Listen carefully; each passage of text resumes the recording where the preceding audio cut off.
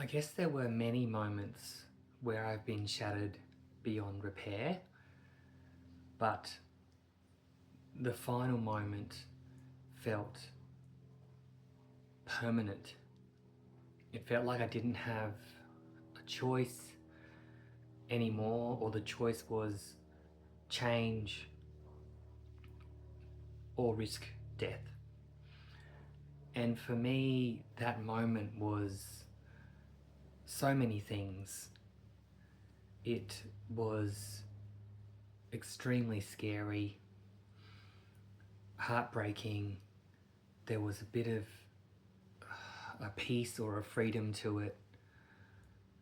And there was also a stillness, a quietness of, this is the line, you've reached the end of your line, and now you need to make a choice.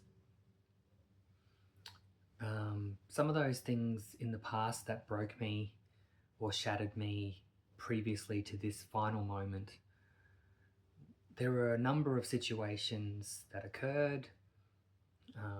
I guess some of the early examples would be childhood sexual abuse by a female caregiver. There was high expectations coming from an Asian family.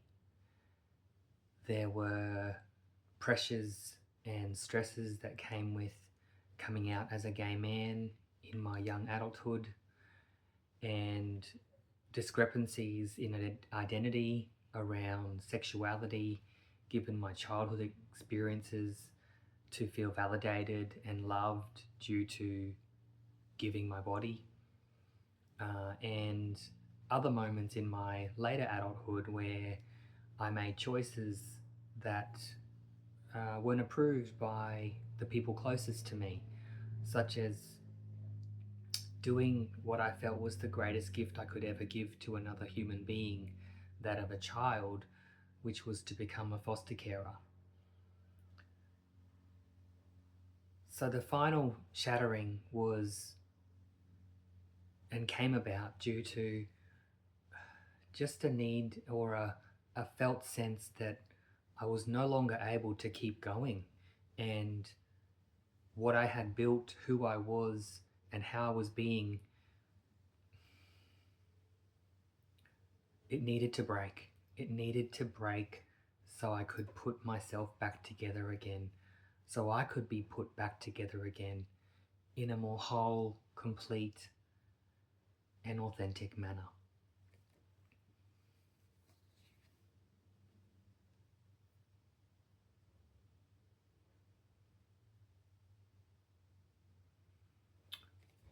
That concept of disappearing really comes from a feeling of not being myself, either wearing a mask, not being truly visible as my authentic self, but also not showing up as my true authentic self.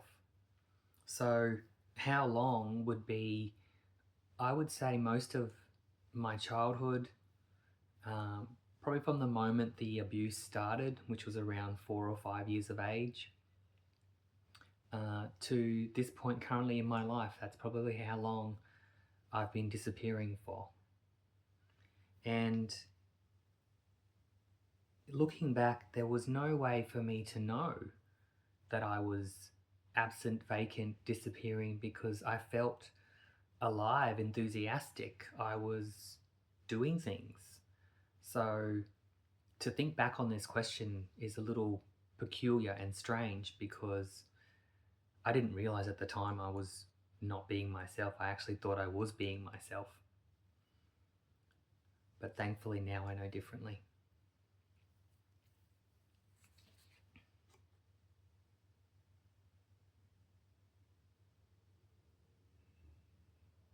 The person I was before I broke, and I broke probably the first time maybe back in 2022.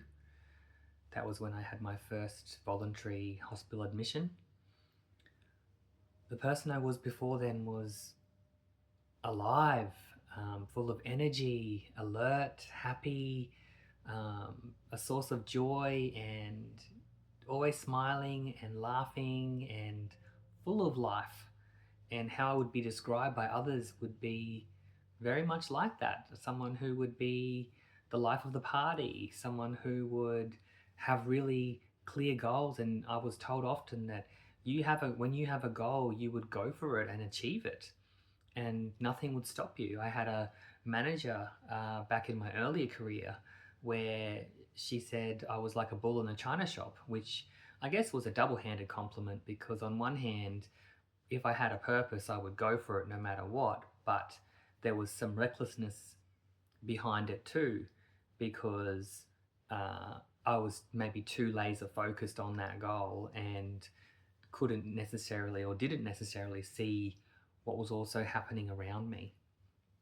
So the Corey before I broke was feeling authentic, feeling goal directed and with purpose, and living with a sense of purpose and identity. But that identity was,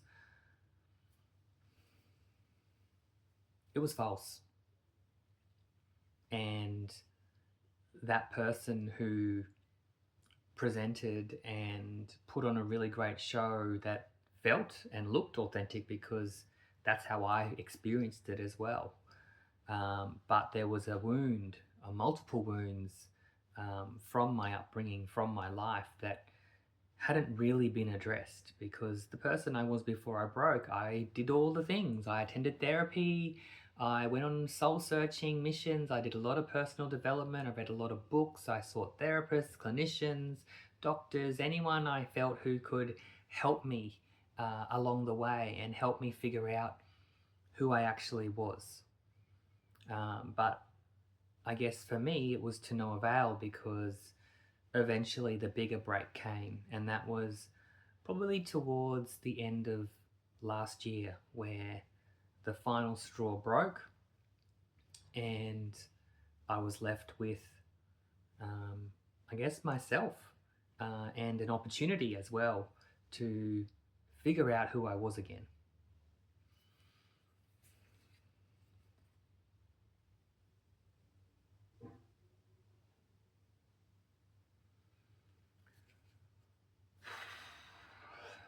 The hardest single part would be not wanting to live.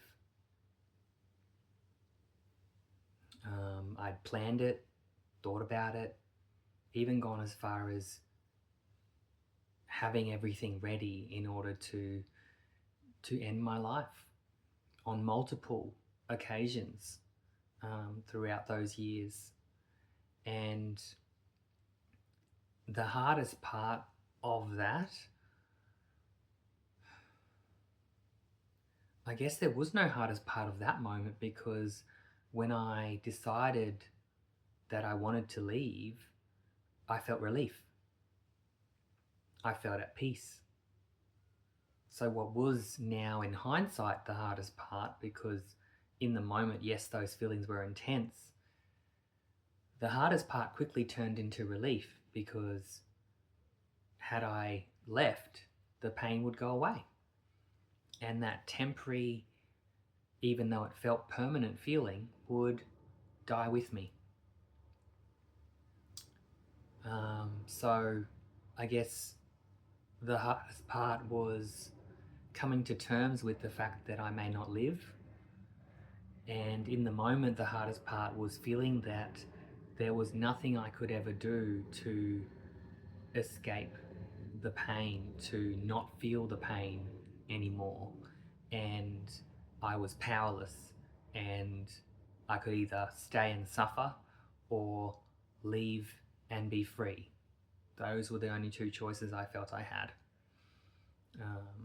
So, yep, that was the hardest part. Other hardest parts of the breaking were, well, who am I if I'm not this? Who am I if I'm not, a business owner, an entrepreneur, someone who's sociable and loving and kind and compassionate and the life of the party? Who am I if I'm not all those things that I built up in terms of this false identity to feel like I belonged, feel like I had a purpose and somewhere to be, and I was somebody of value.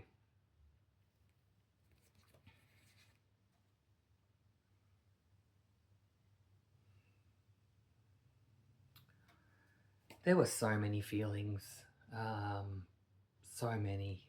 Guilt and shame come up first, um, because I felt a bit like an imposter of, if I'm suffering, yes, but I've seen and I've watched other people suffer a lot more comparatively to me. So how dare I think that it's enough that I can give myself that permission to leave? How dare I give up? How weak? How inconsiderate to the people I would leave behind? How selfish, and how,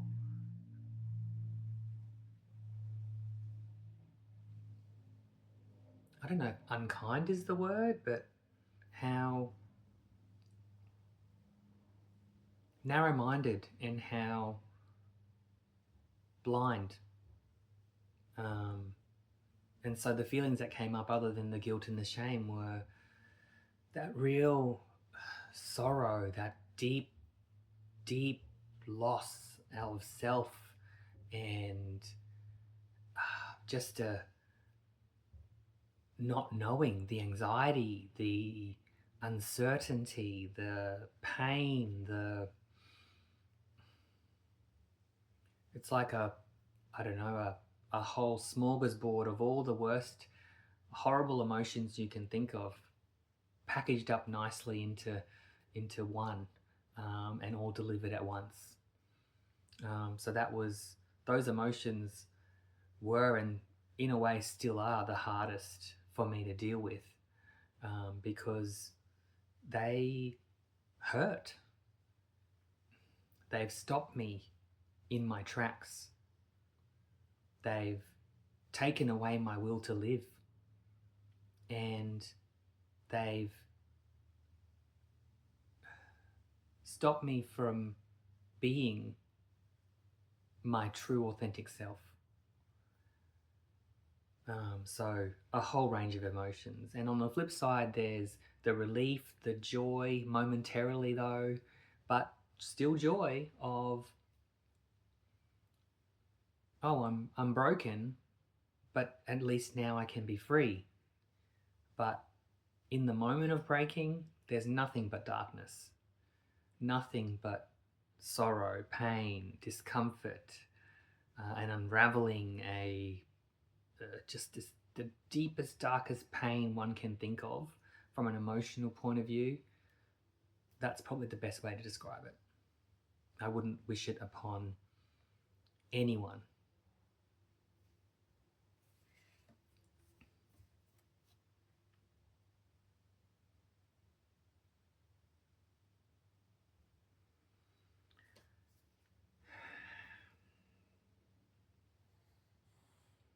I think I would say to him, Corey, it needed to happen. It needs to happen. You can't keep going on like this, running multiple hamster wheels, running yourself ragged, trying to prove yourself, get validation from external things, possessions, money, wealth, from other people. You can't go on like this, and you won't survive if you do. And I guess the other thing I would say to him is, on the other side of breaking is repair. You don't see it right now, you don't know it, but trust me, there is repair, there is recovery, and there is a new, and I wouldn't say better, but a right way. There just is. And allow yourself to break, shatter, fall, release it all. Because what you don't release now will come back, and you'll have to deal with it eventually. But break and have faith. Know that it was God's plan for you to break because of what's coming to you later. So saddle up, boy. Get ready for the ride. It's going to be tough, long, painful, But most importantly, you will come back to yourself and you will be free.